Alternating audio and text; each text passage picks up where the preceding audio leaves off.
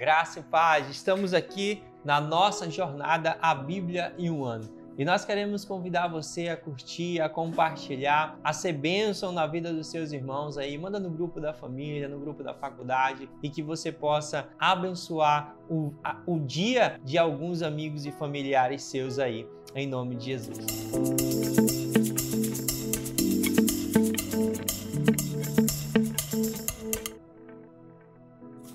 Chegamos agora no livro de Juízes 4 e tem um momento aqui muito importante para nossas vidas. Juízes 4 é uma narrativa empolgante que mostra como Deus age através de líderes inesperados e situações improváveis. O capítulo conta a história da profetisa Débora e também de Baraque, que lidera Israel contra o opressor Sísera. E nós vamos ver momentos empolgantes aí. Essa história ela é marcante por apresentar personagens femininas fortes, né, como Débora e Jael, que desempenham papéis cruciais dentro aqui do capítulo 4. A intervenção divina ela é evidente e demonstra que Deus está no controle das situações, mesmo em tempos de turbulência. E tem algumas lições que eu e você podemos aprender dentro desse livro de Juízes 4. A liderança feminina importante nesse momento. Nós vemos que Débora, uma mulher líder e profetisa, é fundamental na libertação do povo de Israel. A sua história ensina que Deus pode usar qualquer pessoa para a liderança, independente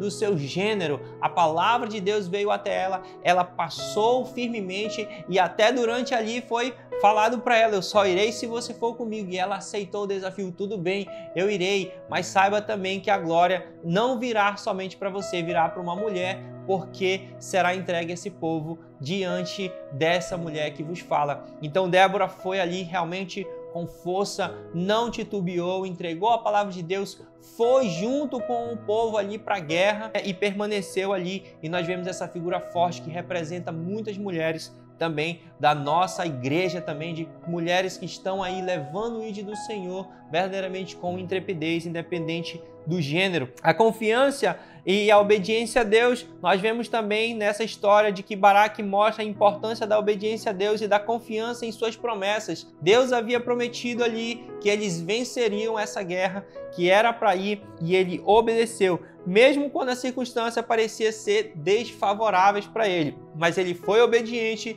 e o Senhor entregou o povo àquela guerra diante de suas mãos. E Deus usa esses meios inesperados, porque nós vemos que em meio a toda essa guerra, Sísera foge. Ele foge em meio, estava ali com todos os seus carros de ferro e eles são atacados porque Deus havia prometido que Baraque iria vencer essa guerra. E quando eles começam a destruir esse povo durante a guerra, Sísera, que é o líder, ele foge a pé. E lá na frente nós vamos verificar que ele entra em uma tenda e ele pede água e a mulher ali o recebe, a Jael recebe ele de bom grado e dá ali um leite para ele, e ele pega e sente-se ali confortável, achando que estava tudo bem, mas essa mulher pega e mata ele e depois ela entrega ele às mãos. Então assim nós vemos mulheres fortes que estavam ali diante de Deus, que obedeciam ao Senhor, que estava servindo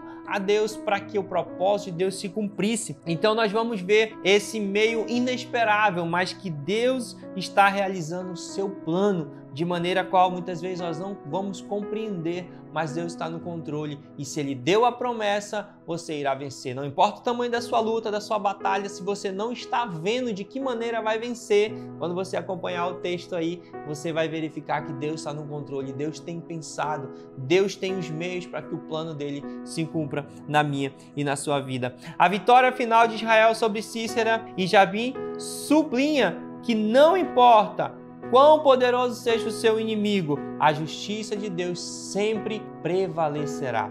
Não importa, queridos, a justiça de Deus prevalecerá, não importa o que está passando, o que há de acontecer. E nós vemos também, né, como numa sequência no livro de Jó 35, encontramos Eliú continuando os seus discursos direcionados a Jó, explorando a justiça divina, a resposta humana à adversidade. Nós vamos ver ali, Eliú desafia a compreensão de Jó sobre a justiça de Deus questiona se a retidão e o pecado do homem afeta a Deus de alguma maneira. A sua fala eleva o debate para além da circunstância pessoal, enfatizando com as ações humanas se ela impacta mais aos outros do que a Deus. Este capítulo nos leva a refletir sobre a soberania de Deus e no nosso lugar dentro do universo. Você vai ver dentro desses textos e você vai começar a compreender em uma sequência. É claro que dentro desse texto você vai precisar ver o capítulo anterior e o capítulo seguinte para que você entenda completamente. Por isso você não pode deixar de ver a leitura do dia passado. Em alguns textos você só irá compreender quando você estiver na sequência, sem perder nenhum capítulo, e você vai começar a compreender melhor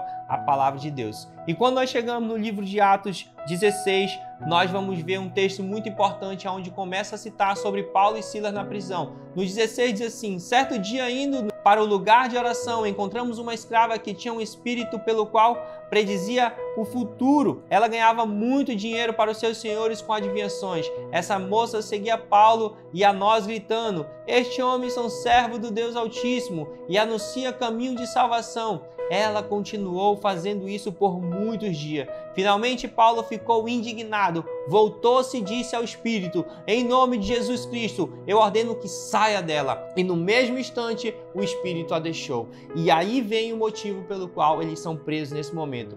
Percebendo que a sua esperança de lucro tinha se acabado, os donos da escrava agarraram Paulo e Silas e o arrastaram para a praça principal diante das autoridades. Sabe, queridos, nós vemos aqui o momento ao qual Paulo e Silas vão ser presos e nós conhecemos muito bem a continuação dessa história.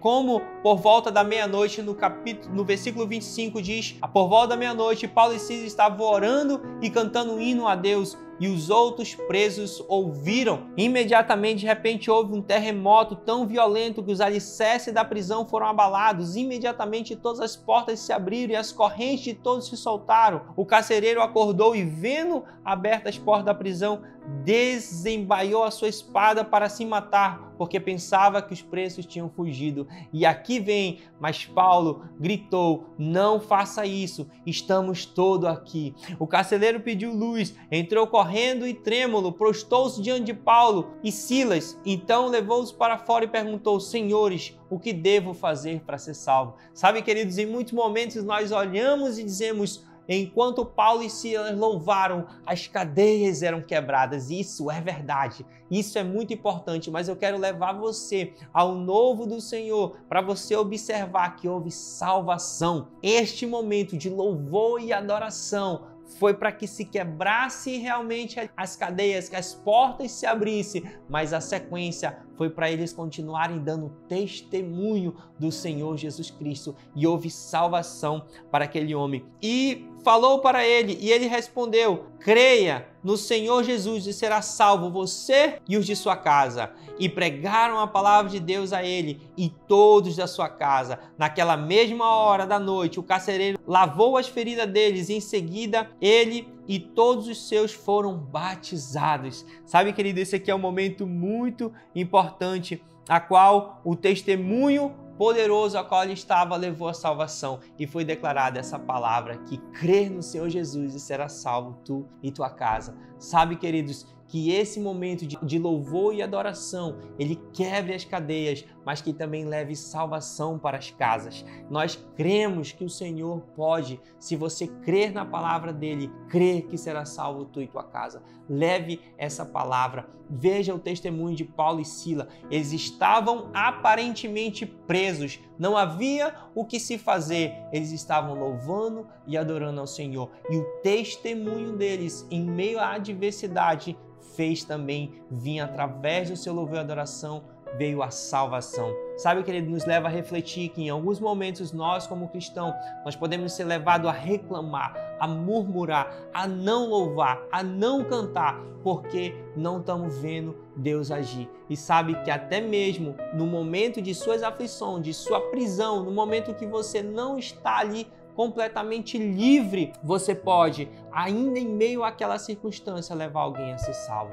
Nós usamos muito uma palavra Muitas das vezes nós oramos por alguém precisando de oração. Muitas das vezes nós discipulamos alguém precisando ser discipulado. Muitas das vezes nós cuidamos de alguém precisando ser cuidado. E Paulo e Silas aqui, aparentemente, eles estavam precisando de um cuidado de alguém, mas mesmo assim, eles foram lá e levaram a salvação para alguém. Que eu e você possamos compreender que não importa onde nós estamos, se nós estamos caminhando diante da palavra de Deus, a cura e a salvação chegará. A libertação chegará. Então não menospreze. Se hoje talvez você está passando por alguma dificuldade, você não deixa de ser filho de Deus. Você não deixa de ser um discípulo de Jesus. Você não deixa de ser um agente de milagre. Creia que em meio aos dias mais difíceis, mesmo assim, você como um discípulo de Jesus, você pode dar testemunho e declarar essa palavra. Crer no nome do Senhor Jesus